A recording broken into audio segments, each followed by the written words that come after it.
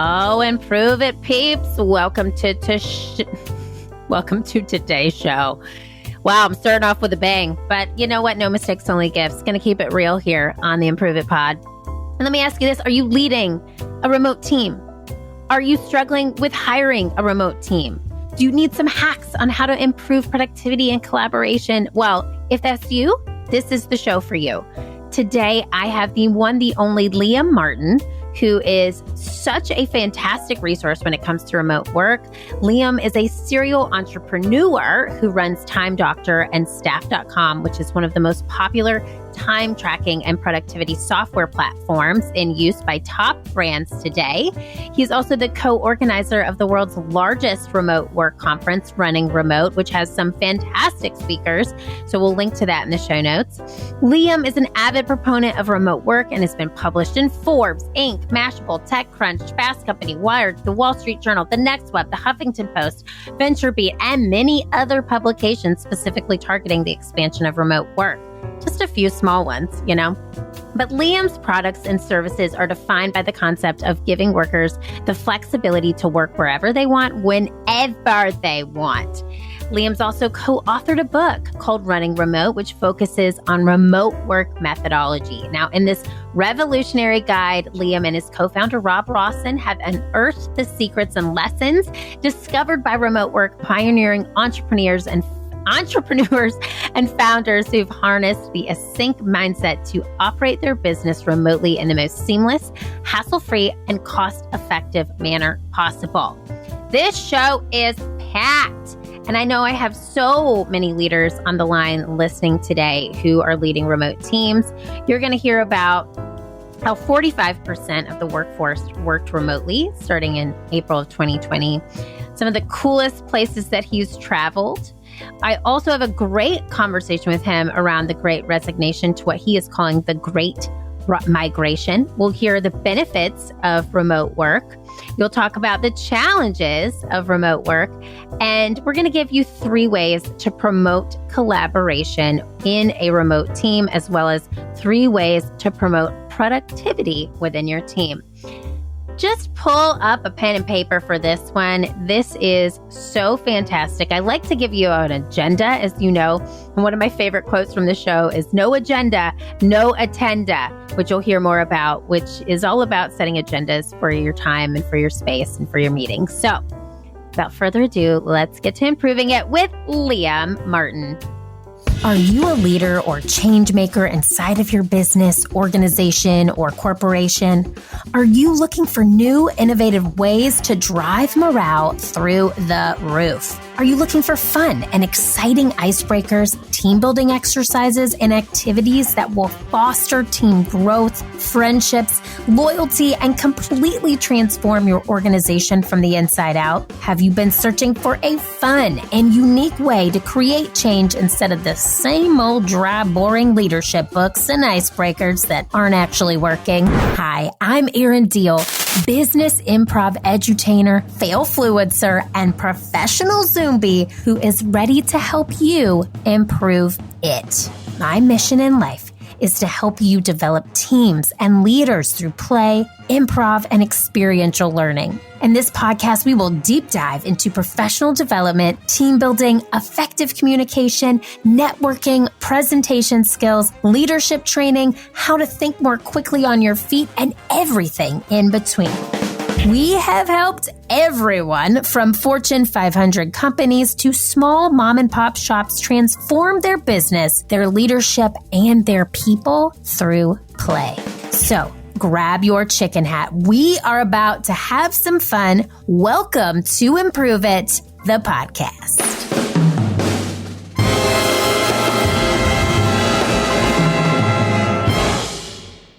Liam, this is me coming in hot with a song. Welcome to the Improve It podcast. Thanks for having me, Erin. That has probably been the weirdest introduction that I've ever had to a podcast, but I'm so happy to be here. You're welcome for it. Yeah, no, we sing on this show. There's singing, there's dancing. People can't see it, but they can feel it. So I'm excited that you're here too. Let me start off by doing this. I want to know 5 fun facts about you that we could not find on your bio. We couldn't find on your LinkedIn profile. We couldn't read this anywhere about Liam. I'm going to do a little ditty. That's me clearing my throat for this ditty. And then I just want you to tell us 5 fun facts about yourself. All right, here we go. This is how it goes. 5 facts, 5 facts, 5 facts, 5 facts, 5 facts. Give us number 1. My wife runs a mermaid school with about 40 different locations throughout North America and Europe, where she teaches people how to swim in a pool with a mermaid tail. Keep going. Keep going. We can get into that too. Keep going. I used to be a international level pair skater, ice dancer. I was the guy that lifted the girls, and I was ranked about 20th in the world back in 2007 approximately. And then I ended up breaking my kneecap and was proverbially brought out back and kind of like shot out back. That was the end of my sports career. I really love remote work, which is something that you could probably find on my LinkedIn anyways. But I love remote work so much that I have given up jobs that were offered to me for hundreds of thousands of dollars more than I was making a few years ago because they were going to be in an office. And I just couldn't stand that distraction factory, that little gray box called the office. What else about me that's kind of weird? I actually have a bunch of t-shirts and pants. I have about 500 pairs of t-shirts and pants, and I leave them at different locations all over the world. So I'm going to go to Lisbon next week, and I actually have a friend of mine who allows me to leave like 30 pairs of pants and shirts in his closet so that I never have to fly anywhere and check my baggage. I can just fly on, get off.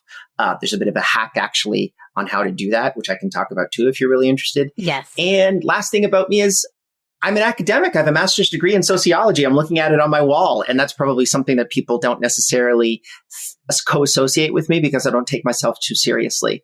But those academics do. And that's generally why I didn't continue on to the PhD. Oh my, okay. This is why I love this game because it's phenomenal. And can I just tell you first and foremost that I moved to Charleston, South Carolina because I said, I'm a mermaid. Like I wanted to live near the ocean. So I need to meet your wife. I need a tail. Okay. Sounds like my wife, actually. Okay. Yeah. I need a tail immediately. Number 2, I need to know about, this hack is insane. So tell us about the hack when you travel and you leave the pants. Yeah. So the t-shirts are Calvin Klein t-shirts. And if you use a tool called Import Yeti, you can actually figure out where any manufacturer makes their stuff. So instead of paying $20 for a Calvin Klein t-shirt, you can buy 500 t-shirts for $1,000 that are exactly the same Calvin Klein t-shirt directly from the manufacturer. You can have them shipped to your house, and then I just have them distributed everywhere. So sometimes people randomly, like if I'm really good friends with them or if I have a property somewhere, magically just a box of t-shirts will show up to their door. And those are my t-shirts that I use to live my life day in and day out. That is genius. Yeah, it's pretty simple. It doesn't work as well for women, to be completely honest with you, unfortunately. Yeah, I was just going to say, yeah. But you could get in love with like a sundress or something like that. And you could just say, wow, this is going to be the thing that I wear 7 days a week. I just have the same shirt that I wear 7 days a week.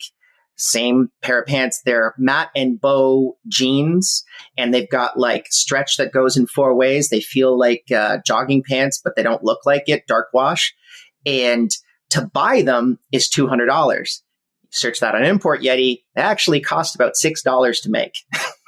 So wow. You can just buy them directly from the manufacturer and then just have them shipped. It doesn't have the branding, obviously, but it's the same pair of pants. That is so genius. So I just distribute them everywhere that way. Yeah. Okay, because you know what? You're right about the women thing. Because my husband, he said he just bought a ton of shirts from Untuckit.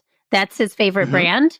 And he said he literally bought probably 15 shirts in the same color. Or no, sorry, in a different color, same shirt, 15 different colors because he loves the fit. He loves the style. And he goes, I'm not buying shirts for 2 years. And I was like, okay, Good for you. Perfect. But I can't do that. Like, I just can't do that. It's harder for women because I like a variety, But Liam, it's not our problem. Number one, I think me and your husband would get along really, really well. But on top of that, I think you should just go and find out where that Untuck company comes from, pop it into Import Yeti, and he probably could have gotten the same 15 shirts for $30. Yeah, genius. Okay, Import Yeti. Here we come.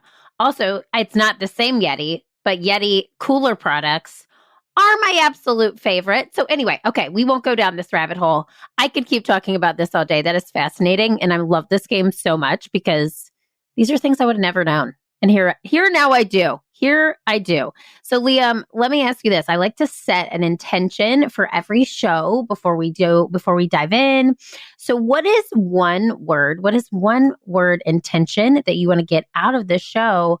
And we're talking all about remote work, which is one of your favorite things, hiring and leading remote teams, and how to improve productivity and collaboration. I think my one word will be dent. I want to dent the universe with showing people that remote work is something that's going to completely change their lives for the better. And again, I'm pretty biased on this. I have done a lot of research, but I think remote work is probably the single most important thing that will happen in the 21st century. Yeah. For work, for ourselves, for the way that we live our lives.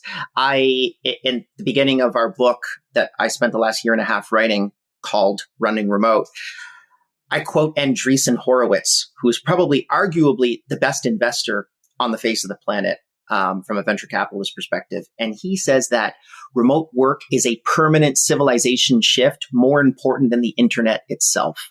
Wow. It is going to completely change everything that we understand it's going to completely change everything connected to all aspects of your life. Cities are no longer going to be places that you work. They're going to be places that you live. You're going to be able to take your work with you wherever you want to go. You're going to be able to have more job opportunities than ever before. That's why this great resignation thing is currently basically happening, is people have a lot more options than they did before. And just one statistic here, which I think blows at least my mind every time I think about it. February of 2020, 4% of the US workforce was working remotely.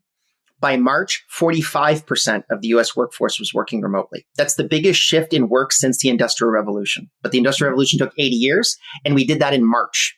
So it's a complete game changer and something that I'm so excited to be able to tell absolutely everyone that I possibly can, because it's made my life so much better, the people that work for me, and also my friends and family. Oh my God. Yeah. And you know what? I feel like everybody felt that shift from March to April. It was so crazy. It was so insane. If I could have pinpointed one word for that, it would be dent. It left a dent in my life. And I love that's our intention for today. And it's forever changed the way that I show up, the way I run my business. So I want to start here. This is another kind of fun fact question. You say that you travel and you work remotely 3 to 6 months out of the year. What is the coolest place that you've ever worked remotely, or where? So I have this really cool photo of me in front of the Great Pyramids. And I worked there for about a week, and it was great because and for anyone that's interested in going, Egypt is a little rough. Cairo is a little bit of a difficult place to go to. I wouldn't go if you had kids, as an example. You need to keep your head on a swivel. But it is so cost effective. The people are so interesting. The culture is so different from anyone that's in the West. And when you go and see those, I studied ancient history in university, and I was mentally preparing myself to see the pyramids. And however big you think they are, they're bigger when you see them in person. They're just awe-inspiring.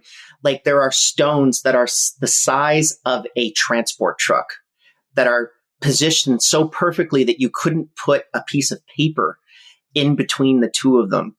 And I just looked at this thing. I watched every sunset and sunrise. I would go up to the roof of the hotel where I'd be able to see the sunrise on the Great Pyramids. And it was a fantastic week. And I just basically spent most of my time hanging around the pyramids and doing work.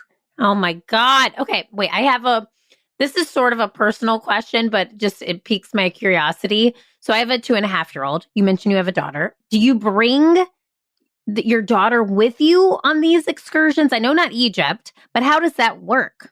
So she's 22 months. Okay. So we haven't had her on many trips, but we are going to continue to bring her on trips. The beauty of it is if your kid is under 2, they get to fly for free. Yeah. So we're actually just going to put this one last trip in under the free kid tier with United, which has been fantastic. But generally we do.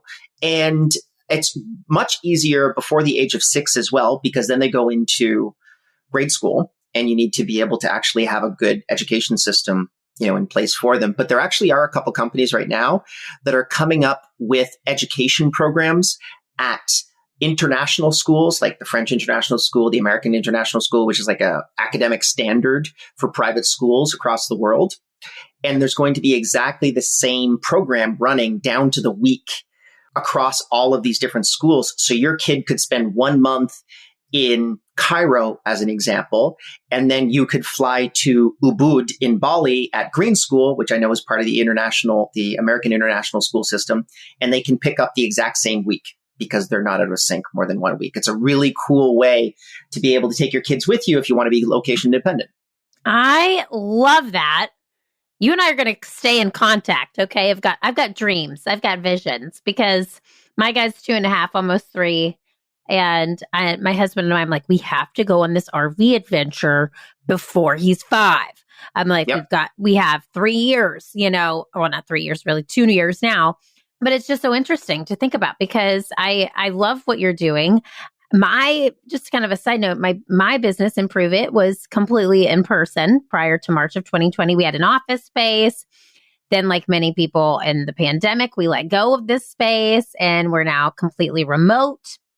We've got most of our team spread out all over the U.S., Illinois, Maryland, LA, New York, Charleston. That's where I'm at. So how long have you been running this remote business? And what was the inspiration behind it? What made you think I need to do this and really lean into it? Well, going back to the grad school thing, the master's degree that I'm looking at on my wall, I started this actually way back in 2008, 2009. So I've been working remotely for a pretty long time. And I was teaching a class at McGill University, which was the university that I went to. And for those of you that don't know, if you're in college or university, most first and second year classes are actually taught by graduate students. They're not taught by professors. Went in, taught the class, had about 300 students, came out with less than 200 at the end of the semester, and the worst academic reviews in the history of the department. And the department had been running for about 136 years. So that was not very good. I remember walking into my supervisor's office and I said, I don't think I'm very good at this. And he said, no, you are not.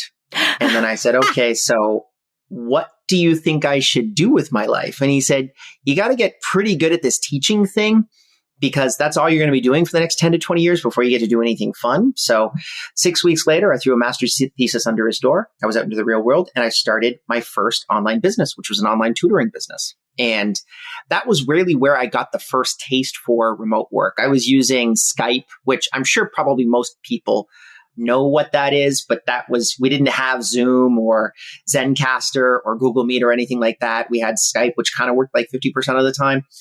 And that was a fantastic first taste into remote work. And now I've built a bunch of other remote companies, Time Doctor, Staff.com, Running Remote, and now this book that we've written about remote work. Because for us, we believe that people should be able to work wherever they want, whenever they want. And our mission in life is to be able to empower people to do that.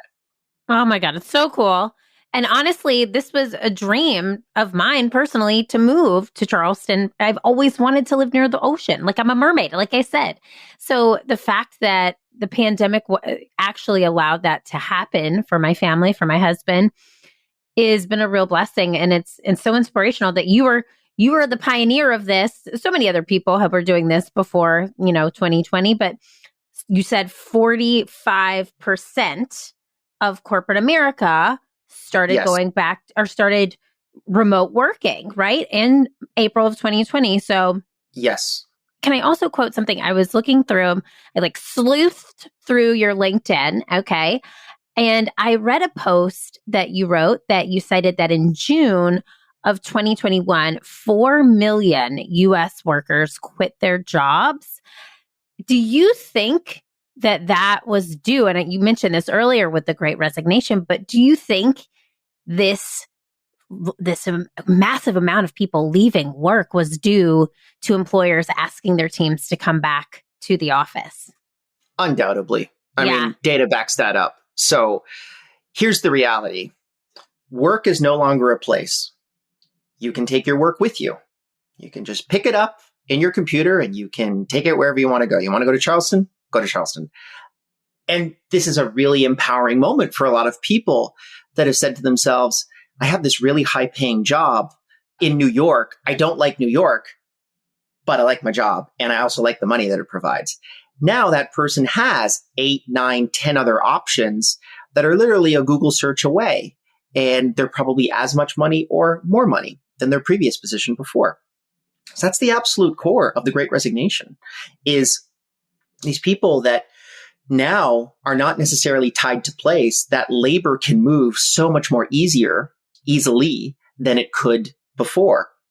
This is also producing, I think, another wave, which we're going to see very soon, which is I think that the Great Resignation is going to turn into the Great Migration.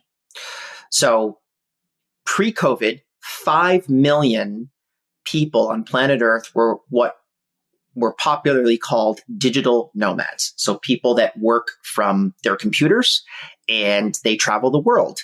And that number now, by best estimates, is 50 million. So we've seen a 10x increase in the amount of people that are basically working from their computers and they're traveling. And I project that's probably going to go up to about a quarter of a billion people, by 2030. So we're going to be seeing this other big shift, which is all of these people that are no longer necessarily going to have a home, but they're just going to travel the world and they're going to become what I kind of refer to as the new cosmopolitan class, the people that can basically just move from place to place. And I also think, by the way, is all of the products and infrastructure that they're going to need in order to be successful. For anyone that's thinking about starting a new business, I would really look at that market, because they're going to need a place to live. They're going to need a place to educate their children. They're going to need a van to be able to travel in. They're going to need to figure out what the best hotels are in a particular location. Airbnb just did this. They made their entire organization location independent. So everyone at Airbnb can basically be a digital nomad 6 months out of the year. And that's a really cool thing. And supposedly Airbnb has seen a 17x increase in the amount of applicants because everyone is really asking for this. Oh my God. And you know what's so funny? I mean, I hear this and I hear what you're saying, and I am seeing the stats and I'm feeling it just from even my own business, which is a small business, but we always were location dependent. We thought Chicago was the only place that we could have an office, that the team had to work, it had to live. Once we've opened up this door to hiring new people in any location, the talent comes out of the wood. I mean, it is crazy, the talent that you can find when you are location independent. There's so much wonderful talent out there. So let me ask you this, because I'm giving my own opinions. What do you think are some of the biggest benefits of remote work? Oh boy. I mean, like if you could name like the top 2 benefits, what would you say? After this podcast, I'm going to go have lunch with my wife downstairs, and then we're going to go have a walk and have a coffee. And then I'm going to go back to work. Oh my God, I love it. That's benefit number 1. Yeah. Right? So freedom of having the ability to interact with the people that you want to interact with.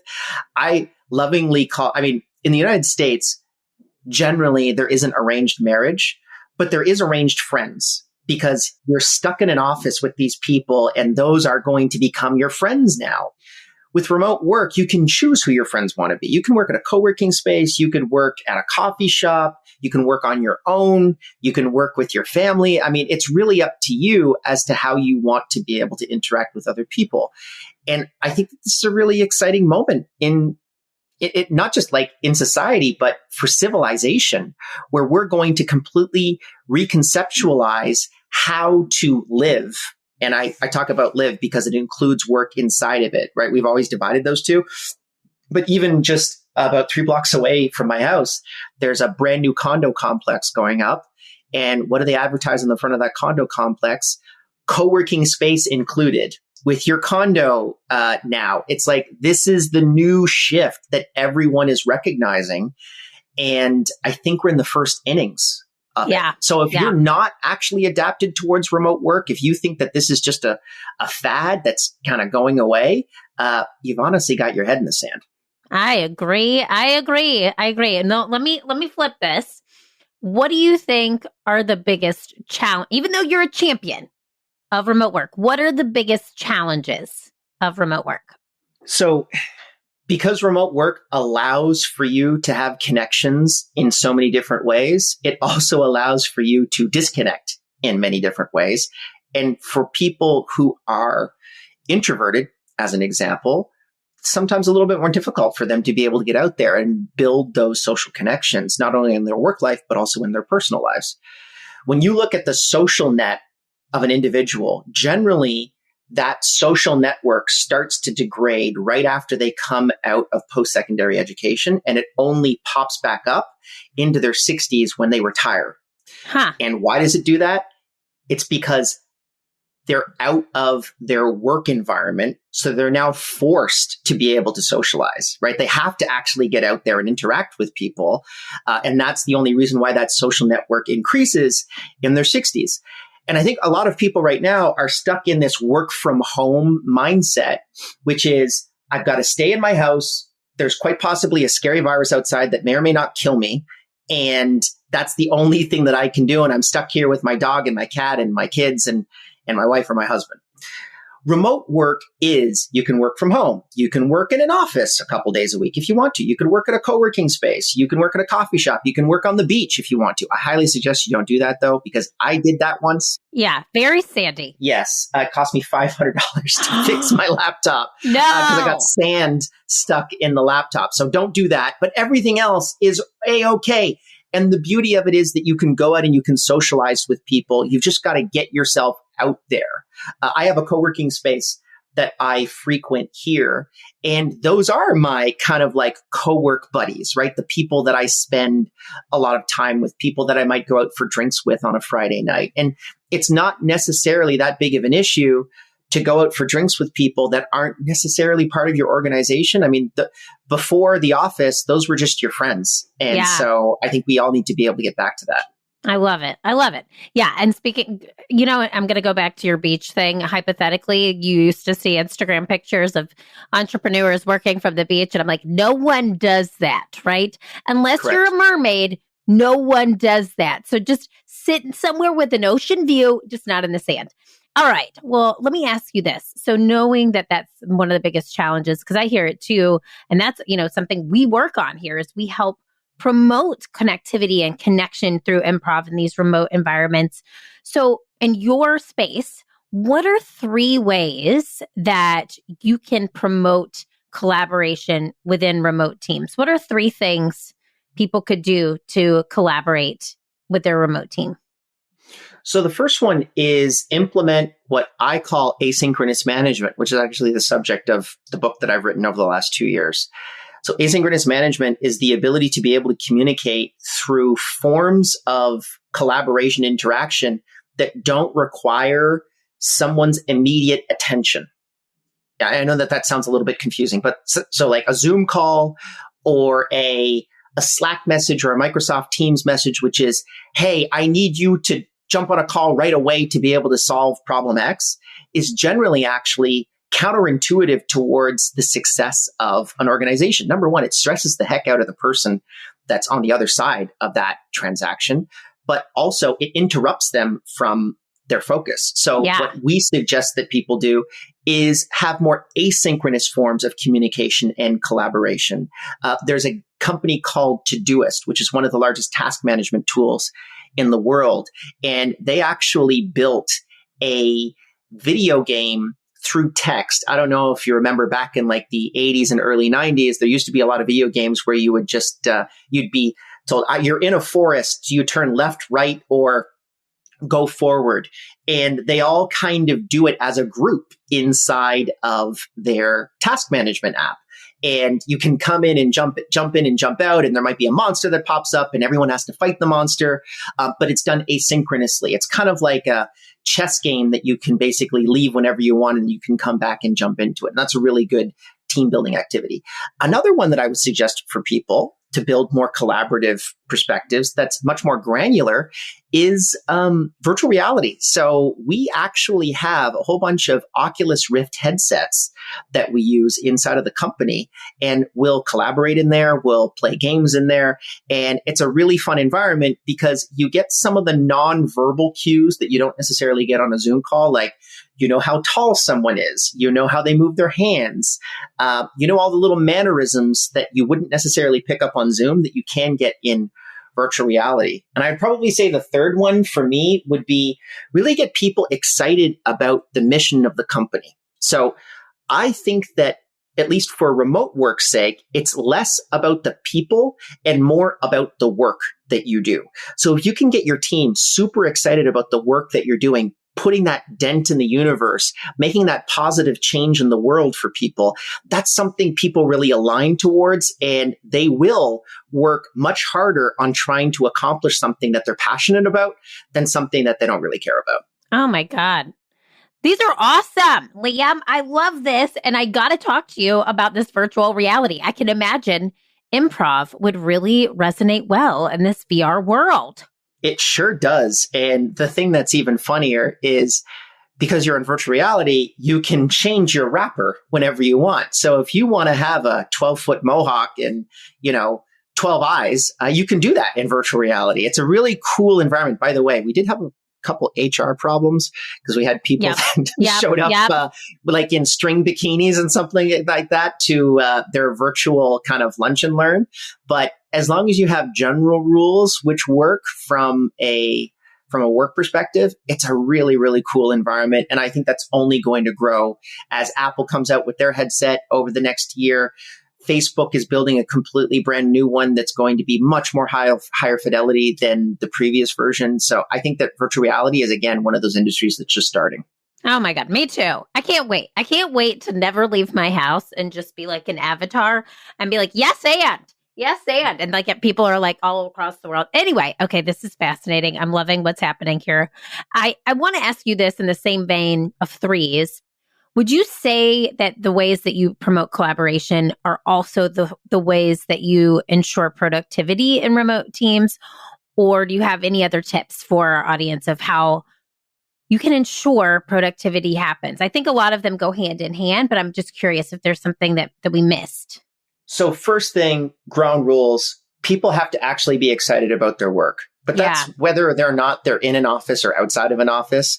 But I think there is more of an opportunity to not necessarily communicate that excitement or that vision as much when you are remotely. You just have to do it in a different way. So we do it through a lot of asynchronous video content, as an example. We do an all hands meeting where me and my business partner will do like a 20-minute video with really high production value, with cool editing and music in the background and all that kind of stuff. And how we measure people's engagement is how many people watch the video and how long did they watch it for? That's what we really actually look at. It's not the model that we currently see right now in remote work, which is, okay, guys, it's Friday, so everyone has to show up at 5 p.m. to the required Zoom call where we all play Cards Against Humanity, but the HR-friendly version, not the actual fun version. And your beer will be FedExed to you at 5:25, and everyone is, has to work on or has to answer a whole bunch of questions that they don't really necessarily want to answer. I call that culture by gunpoint, and it's not fun. If you set up an anonymous survey and you send it out to your team and you ask them, would you like to do more of that or less of that?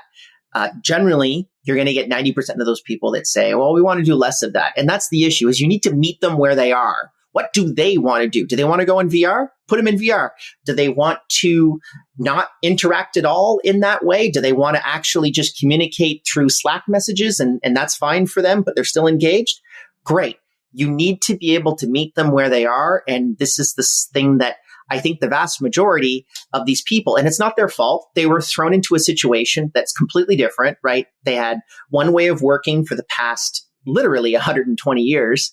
And then we got thrown in a completely different way of working. So the rules have changed, but I am telling you that, it's now been 2.5 years. You should adapt to those new changes. Oh my God. Yes. Love it. And it's so true. I know it's a very different world of the beginning of 2020 when everybody was like, let's do a happy hour. I was talking to people I haven't talked to in years. I'm not even talking about work related. I'm talking about like high school. People were like coming out of the woodwork, like, we can talk again. And I'm like, we've had this for forever. So I hear what you're saying. You really have to meet people where you are and where they, or not where you are, where they are. Let me ask you this. So now that most teams are hiring remotely, what would you tell leaders to start doing when it comes to hiring remotely? And what would you tell leaders to stop doing when it comes to hiring remotely? So start doing is, it's not about whether people use Slack or Microsoft Teams or Zoom or Google Meet. If you're asking those questions, then you don't actually know the answers that you're looking for, which is the worst position to be in. What you need to recognize is that management has changed because the entire work environment has changed. We're no longer in an office. We're working from home. We're working from co-working spaces, and you need to be able to adapt your management philosophy to that same framework. I personally really like asynchronous management. That's why I've written a book about that particular subject, but each to their own. Just think about how you can actually change your managerial, theoretical framework now that everyone is working remotely. And something they should start doing and stop doing, right? That was the question. Yep. Yeah. So they should start doing that and they should stop really providing this environment of immediacy that I think is actually really stressing people out. Yeah. I don't know about you. I don't know if you've ever worked in corporate before, but if you ever get a message on like a task management app or on Slack or Microsoft Teams saying, hey, could we talk tomorrow for 15 minutes? Do you know how much stress that's putting the other person on the other line of that through? What is that about? Am I going to get fired? Did they find out about this? Is something else going to happen to me? And so one of the rules that we have is we will never have an open-ended question like that. We will always say, hey, I'd like to meet with you because of this particular issue or this problem, just so that everyone's very, very clear on what we're meeting about and how we can actually move through it together. I think that a lot of people kind of leave difficult conversations till the absolute last minute. And this actually creates a lot more anxiety than you necessarily need to have. Oh my God, Liam. Preaching to a choir of people, which is me. I did this to one of my teammates on Slack the other day. I literally said, I was so excited because we got some great news. And so I Slacked her and I said, hey, this is Jenna, our client experience director. And I said, Jenna, can we talk for 2 minutes? Like nothing. And she literally was like, oh my God, yes. And picked up the phone, called me. She was like, Erin, what's wrong? Oh my God. And she's freaking out. And I'm literally like, oh my God, I'm blah, blah, blah, blah, blah. This happened. And she goes, you just made me so nervous with your Slack message. I teach on communication, Liam, and this is 101. So I vowed never to do that to her or to anybody again. But I love that. Stop doing it. We can't do that to people because it actually, especially in this environment of remote work, that is a tonality issue with communication. We're using written communication and the tone of that can be constrained so completely different. So I appreciate that. There's two other things that I want to add on to that, which is always assume positive intent. So if you're on the employee side, just always assume a positive intent until you actually meet with that person synchronously. And then another one that a buddy of mine, Aiden, who runs a company called Fellow, is this really great saying, which is no agenda, no attenda. That's him. I So like he that. said, hey, you know what? If there's no agenda, then I do not attenda. And I thought that was really cool because then it relieves a lot of that stress of, particularly on the employee side. Because I think a lot of the times we miss out. I mean, this podcast is obviously for the managers and the business owners, but you don't recognize the amount of stress that you're putting your people through by literally saying, we need to talk for 15 minutes tomorrow. Yeah. That is something that they have sleepless nights over. And you really need to be able to nip that in the bud as quickly as possible. Oh my God. I love that. No agenda, no attenda. Thank you, Aiden. And thank you, Liam, for sharing that. Because that is now going to be, I'm going to steal that. I mean, I'll quote you and I'll quote Aiden. Okay. So love that. Let me ask you this. This is a question we ask everybody on the show. Improve it. The it is whatever your purpose is. What is your it? So we say it's that thing that you were meant here to do. What is Liam's it? You've said it before, but I just want to cap it. What is your it or the thing that you want to bring to the world? Assist in the world's transition towards remote work.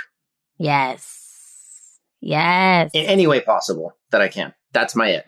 Yeah. And you're crushing it. What a cool, I mean, you have literally the coolest story. I love what you're doing. So tell the Improve It peeps where they can find you.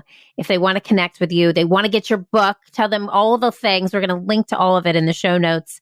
And also tell them about running remote as well, which is something we didn't get to talk to. So anything you want to share where they can find you? Yeah. So Running Remote is the conference that I run. You go to runningremote.com. You can check that out. It's the largest conference on remote work. Actually, just ran one literally 2 weeks ago. But there is going to be another one next year. And if you can't wait for that, just go check out the book. Go to runningremote.com/book. It's actually of the same name. So it's super easy. Just type in Running Remote into Amazon and you'll be able to find the book coming out August 16th. And then if you can't afford the book or a ticket to the conference, go to youtube.com/runningremote. All of our talks are up there for free. And we talk about remote work, the tactics and strategies that you need to be able to build and scale your organization. And it's a really great spot to be able to, I think, get like a master's degree in remote work very quickly and on YouTube. I'm checking it out. And we're going to have all the links here for our audience to check it out too. I think what you're doing is so awesome. So you've nailed it, Liam. You nailed it. And it's not even remotely possible to give all of the juicy nuggets, chicken nuggets of wisdom away like you did today. So I want to say thank you so much for giving them to us. We are forever grateful for this wholesome meal of virtual goodness. Thank you so much for being on the show, and we appreciate you. Thanks for having me.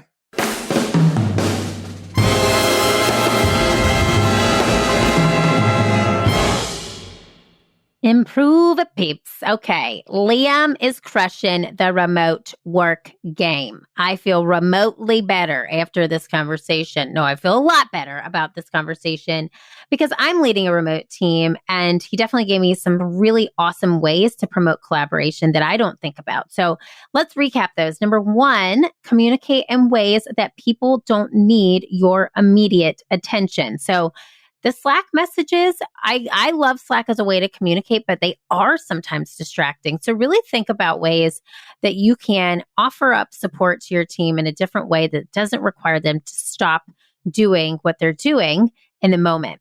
Number two, he talked about using virtual reality, which I love his thought process of that's actually going to become more apparent to us in the future.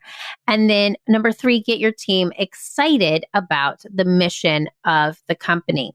He mentioned videos. He mentioned creating things that people can open so you can see the open rate and understand if people are actually listening. I love this one, and I want to use number three as your homework because it's so easy to forget in the day-to-day the why we do what we do. So here's my challenge to you, Improve It peeps. I want you, if you're just a leader of a small team, a big team, if you are a CEO of your organization, to really think about the mission of your organization. I want to challenge you here. It's going to feel a little icky, but this is why we do this. We get comfortable with the uncomfortable. I want you to record a 30-second to 1-minute video that is a reminder to your team about your why you show up every single day. And I want you to send it to them in an email. All right. Not on Slack where they think they have to open it immediately. Send it to them in an email so that when they have the time, they can take it, they can open it, and they can watch it. If you want, you can track it in some way by placing it on YouTube or just send it as an attachment and really focus on the why. So if I were to do this for my team, and I'm just shooting from the hip here, it would look something like this. Hey team, I just wanted to say you're crushing it with our goals. I'm so proud of you. And we are bringing so much laughter, levity, and positivity to people all over, not only the United States, but the world. I am so inspired by the work that we're doing, by the chicken dances that are happening, and by the smiles and connection that we've been able to create in the room and in the Zooms with everybody that we've been able to impact over this past 6 months. 6 months into 2022, and we are crushing our goals, and we are really bringing laughter, levity, positivity, and connection to people through laughter, play, and experiential learning. So I just wanted to give you a shout out and say, good job. Keep going. Let's continue to make the next 6 months the best yet. Something like that. Just shooting from the hip here. All right. But that's our why. That is our mission. So think about your why, your mission, and really send a note, whether it's video. If somebody's just listening right now, probably just hit pause because they're like, I am not sending a video. Erin, you are nuts. You're off the rocker. Okay. Listen, I get it. Video can be scary. Type it up, put it in a note, but remind them of the mission because it's going to bring them back to why they get up every single day, open their laptop in whatever location that they're at, and reminds them why they're doing the work that they do. I love ya. Improve it, peeps. I really do. I am so proud of the work that you're doing. I really am. And this is my love letter to you. You know what I'm going to say. I want you to keep failing every single stinking day. Keep improving because we need that special it that only you can bring. So proud of you. Go out there and crush it. Bye. Hey friends, thanks for tuning in to Improve It. I am so happy you were along for the ride. If you enjoyed this show, head on over to iTunes to leave us a 5-star review and subscribe to the show so you never miss an episode. New episodes drop every Wednesday. Now, if you're really feeling today's show and you've improved it even just a little bit, please take a screenshot and tag me at Keeping It Real Deal on Instagram and share it in your stories. I'll see you next week, but I want to leave you with this thought. What did you improve today, and how will that help your future successful self? Think about it. I am rooting for you, and the world needs that special it that only you can bring. See you next time.